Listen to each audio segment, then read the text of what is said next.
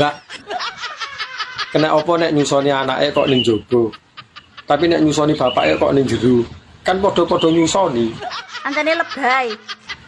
Lebay piye lho? Ora gelem ngalah karo anake. Wis tuwek jek nyusu, manja. Lah wong lanang iki kok kena disapih ya? Masih tuwek ya panggah nyusu. Kok ndek biyen ra tau mentil. Lah dhisik kan rong Jawa. Nek kowe gak isin yo anakmu ning kiwa kowe ning tengen saling memandang ngono. Ya mah ora iso menikmati to.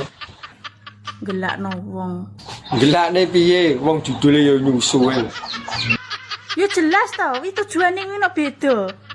Anakmu tujuane ben wareg, ben sehat, ben gak nangis.